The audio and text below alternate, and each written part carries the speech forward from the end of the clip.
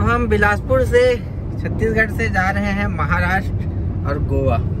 महाराष्ट्र में हम 3 ज्योतिर्लिंग है जो कि घृतनेश्वर, भीमाशंकर और नासिक में त्र्यंबकेश्वर और शिरडी और शनि सिंगनापुर, लोनावाला, खंडाला, मुंबई, जहाँ लाल बाग के राजा के दर्शन, और वहाँ से गोवा और पंढरपुर विट्ठल जी के दर्शन करने के लिए, कृष्ण भगवान जी के दर्शन करने के लिए और गणपति दर्शन के लिए जा रहे हैं।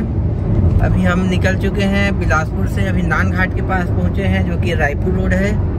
यहाँ से हम दोपहर को 2 बजे के आसपास निकले हैं, लालू और उनके जीजा जी और ये अनूप भाई नान घाट से, और कल सवेरे तक हम पहुँच जाएंगे घृतनेश्वर ज्योतिर्लिंग जो कि औरंगाबाद के पास है।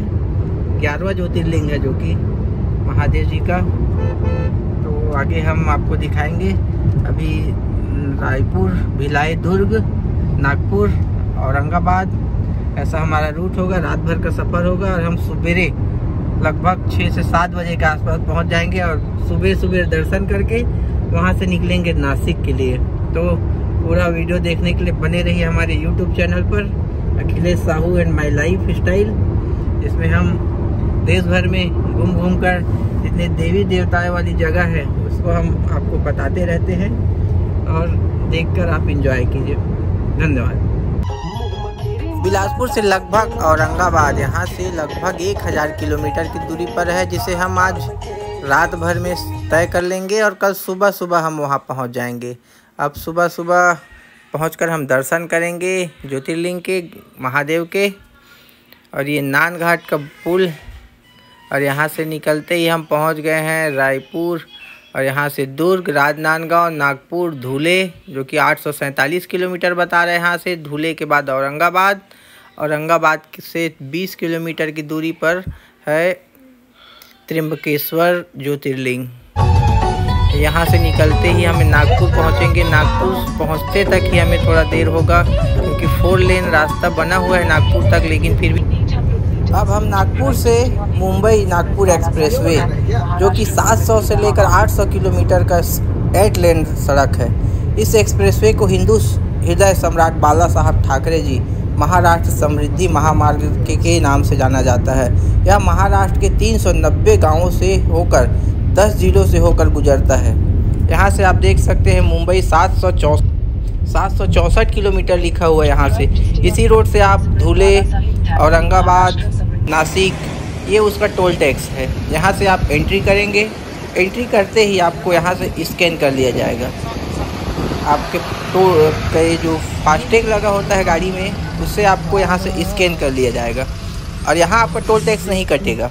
यहाँ आपका एंट्री होगा और जहाँ तक आप जाएंगे, जहाँ पर आप निकलेंगे, जैसे हमें औरंगाबाद के आगे निकलना है, वहाँ निकलते ही वहाँ एक टोल टैक्स बना होगा। वहाँ हम जितने किलोमीटर चलेंगे इस रास्ते पर, जैसे कि 400 से लेकर 500 किलोमीटर हम चलेंगे इस रास्ते पर, तो उसके हिसाब से यहाँ हमारा टोल टैक्स कटेगा। अब देख सकते हैं इस रोड पर maximum speed 120 kilometre per hour की स्पीड से आप चल सकते हैं। लेकिन रोड इतना शानदार बना हुआ है और इसमें भीड़ भाड़ नहीं होता।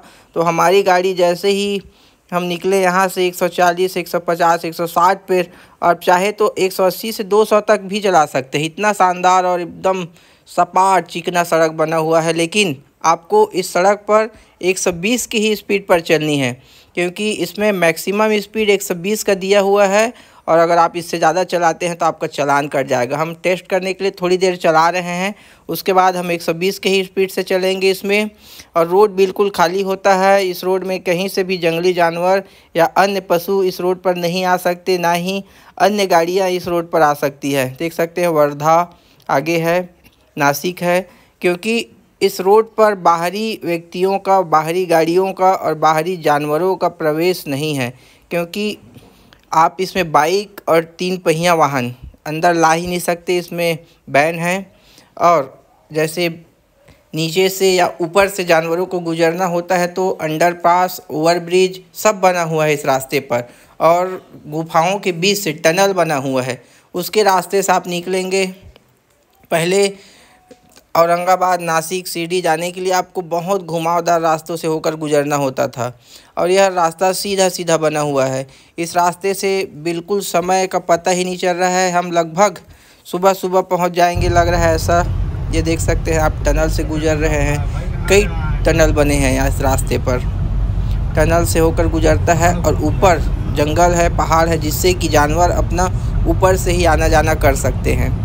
और अनेक जगह पर ब्रिज बना हुआ है। जहाँ पर जंगल एरिया पड़ता है वहाँ पर ब्रिज बना हुआ है, जिससे कि जानवरों को कोई डिस्टर्ब नहीं, ग्रीन जोन बोला जाता है उसको। जानवरों को किसी प्रकार के डिस्टर्ब नहीं होता वहाँ।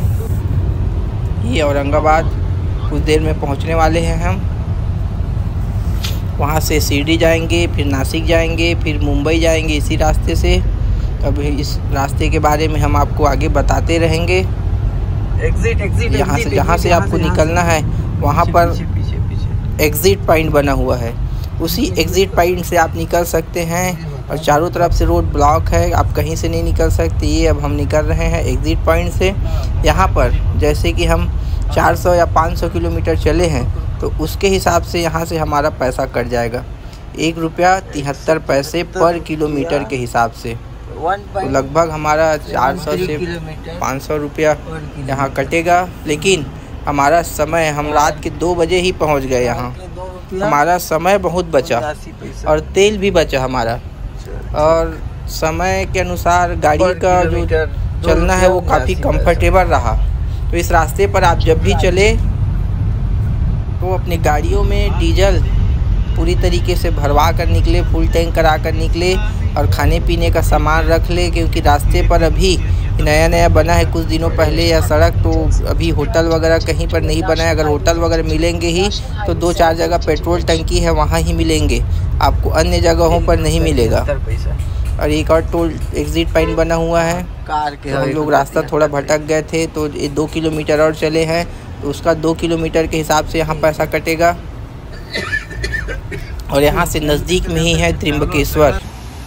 और अब हम पहुँच गए हैं घृतनेश्वर। सुबह सुबह हम रात को ही पहुँच गए थे 3 बजे 4 बजे के आसपास। तो एक भक्त निवास है, वहाँ पर जाकर हम लोग थोड़ी देर आराम किए, वहाँ थोड़ा फ्रेश हुए और ये पहुँच गए हैं हम घृतनेश्वर ज्योतिर्लिंग के गेट पर। और यहाँ बाजू में एक पार्किंग है, पार्किंग में गाड़ी खड़ा करके हम दर्शन के लिए जाएंगे।